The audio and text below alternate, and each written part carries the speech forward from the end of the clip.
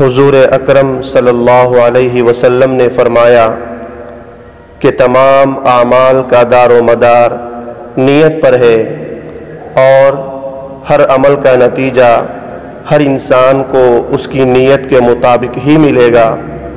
پس جس کی ہجرت دولت دنیا حاصل کرنے کے لیے ہو یا کسی عورت سے شادی کی غرض سے ہو، پس اس کی ہجرت انہی چیزوں کے لیے ہوگی جن کے حاصل کرنے کی نیت سے اس نے ہجرت کی ہے۔